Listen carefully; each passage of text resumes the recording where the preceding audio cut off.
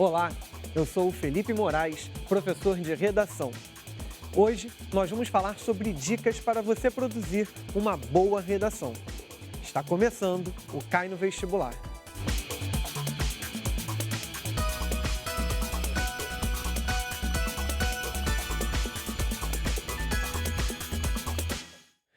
Produzir um bom texto é tarefa sempre muito árdua e, para isso, obviamente, existem caminhos que podem facilitar a nossa vida.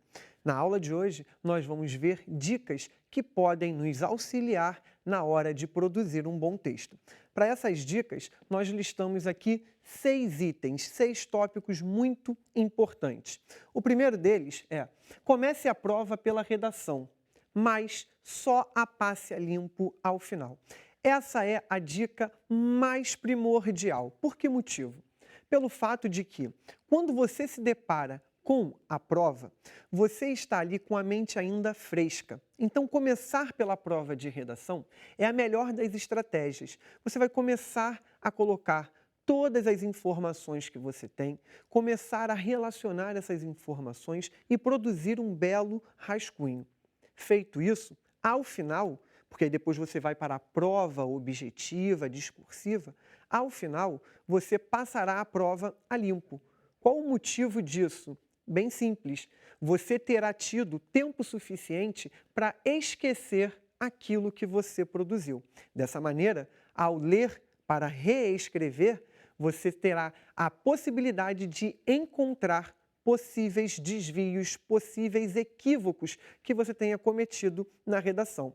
Se você fizer a redação imediatamente após o rascunho, a possibilidade de desvios gramaticais, equívocos passarem é uma possibilidade muito grande. Então, o ideal é que justamente nós tenhamos tempo para esquecer, de certa maneira, aquilo que escrevemos, a fim de garantir que, ao passarmos a limpo, nós consigamos aí encontrar, identificar possibilidades de melhoria nesse texto.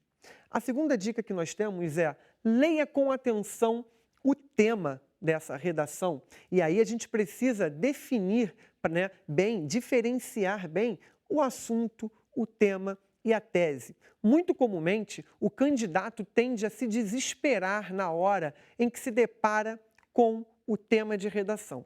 O que fazer neste momento? Bem, o tema, ele costuma ser algo desafiador. Observe que, por maior que a frase temática seja, ela tem sempre pelo menos uma ou duas palavras que são as principais, as norteadoras. E são nessas palavras, ou é nessa palavra, que você precisa focar. Li o tema e não consegui entender por onde começar, do que eu tenho de falar. Bem, é para isso que, em todas as bancas, nós temos os textos de apoio.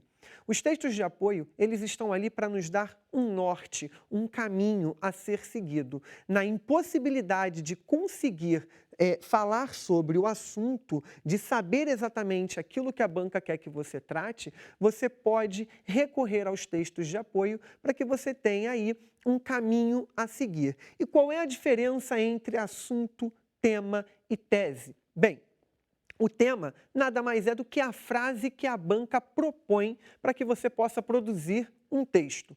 O assunto é algo mais geral, é algo que engloba aquela frase temática. Então, o assunto geralmente vai ser algo genérico, como economia, política, cidadania.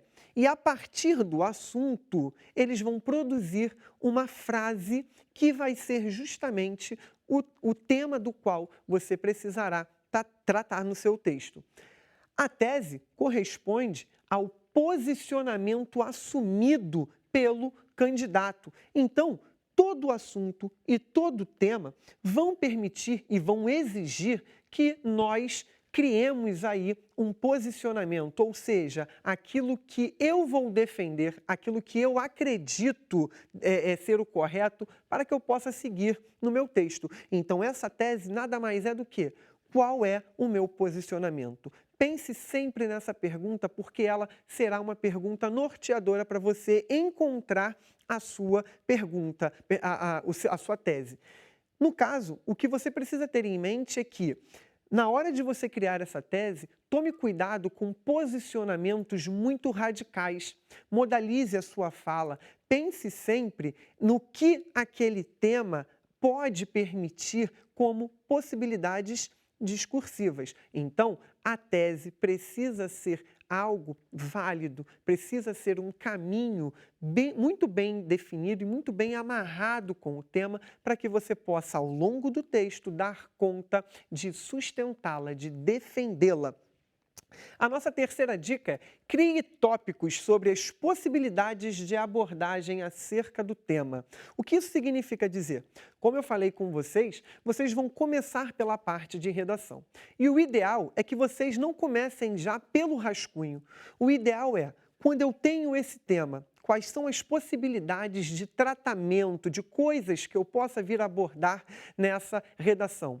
Criem tópicos, topicalizem todas essas informações para que depois vocês possam observar as possibilidades.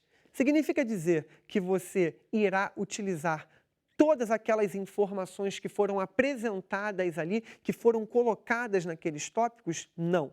Mas, naquele momento, você passa a ter uma ideia de como você pode relacionar aqueles tópicos, de que maneira você pode aproveitá-los para produzir a sua redação. Dessa maneira, a gente vem para o tópico 4. Organize esses tópicos estabelecendo relação entre eles. Então, eu fiz uma lista de 20 tópicos, de repente. Não necessariamente eu irei usá-los. Então, eu percebo que o tópico 1 dialoga muito bem com o tópico 20. Quando eu for produzir o meu rascunho, eu passo a dialogar esses dois tópicos. Eu passo a produzir a minha redação já dialogando isso.